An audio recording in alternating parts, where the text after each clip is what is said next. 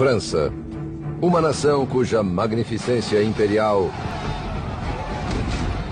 levou-a a criar alguns dos maiores feitos de engenharia que o mundo já viu.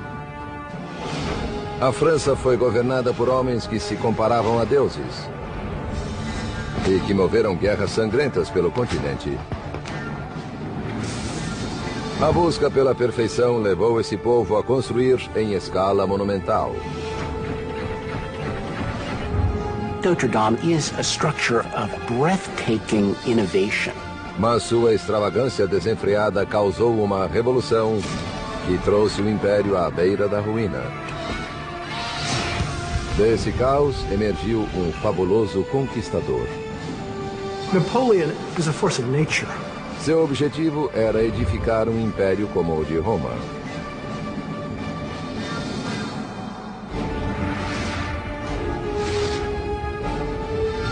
Construindo um Império, Napoleão. 1163, Paris. Um exército de pedreiros trabalhando em blocos de calcário agita-se na Île de la Cité, uma ilha no meio do rio Sena.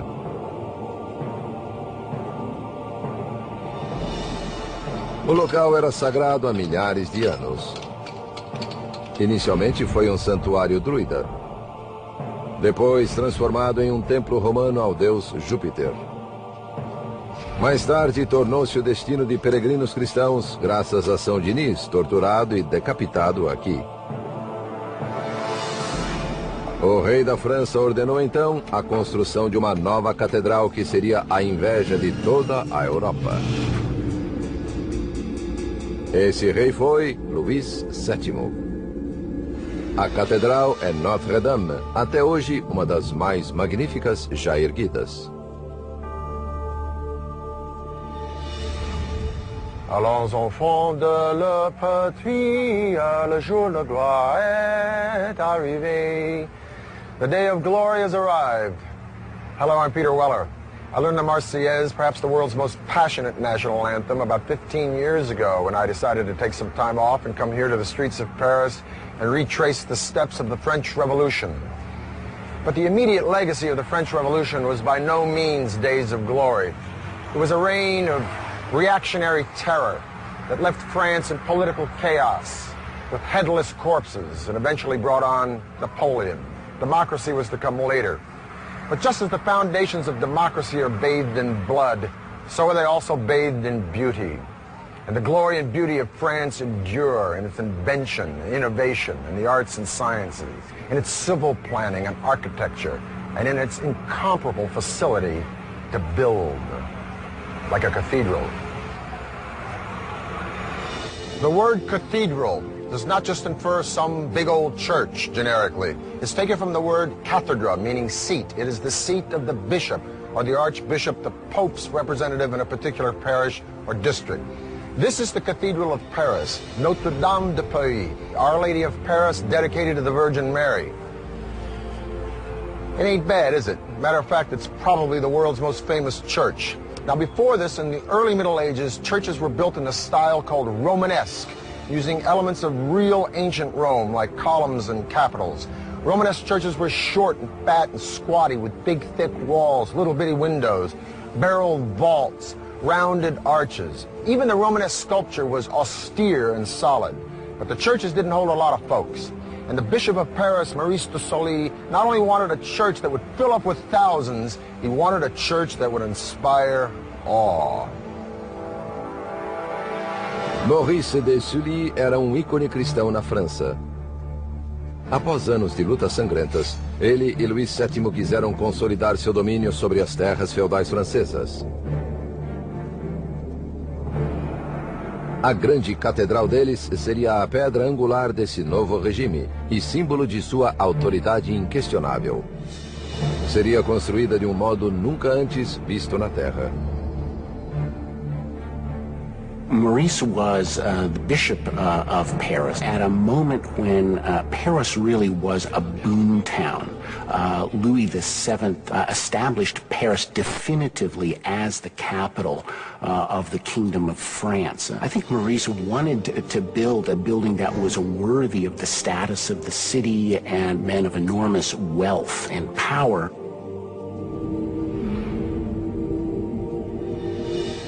The 2 centuries from the 1100s to the 1300s that it took to build Notre Dame, from soup to nuts, is a period we call Gothic. But originally Gothic was a disparaging term.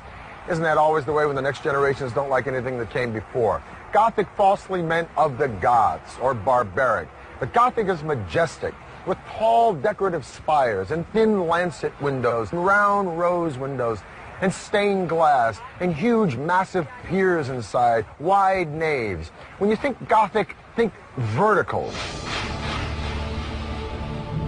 The Gothic, one of its primary characteristics is the sense of both spaciousness and scale and extreme lightness, both structural lightness and then an interior filled with light filtering in through the stained glass windows. It presented a kind of new vision or new image of heaven to the worshiper.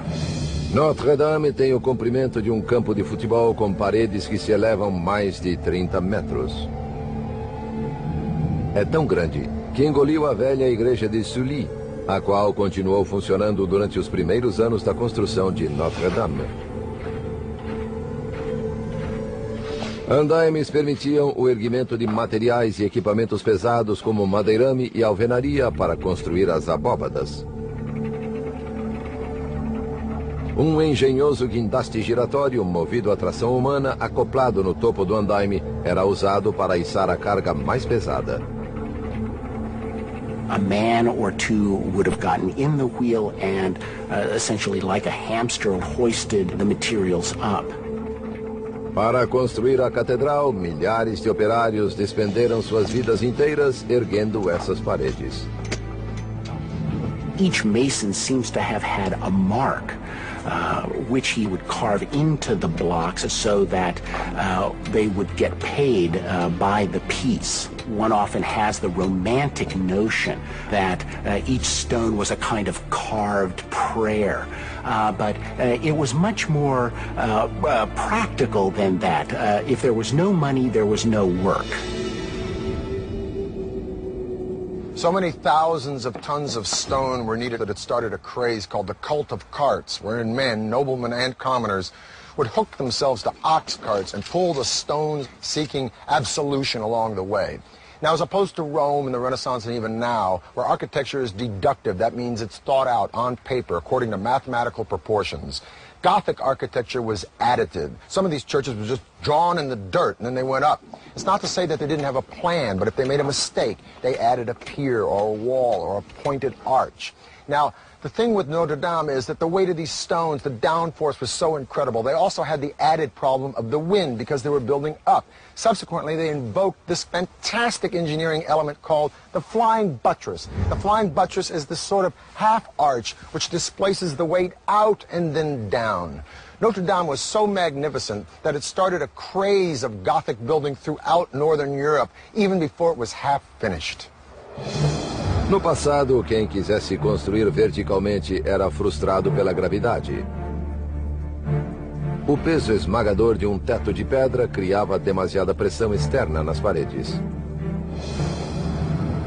Talvez tenha começado como um tipo engenhoso de andaime para suster as paredes.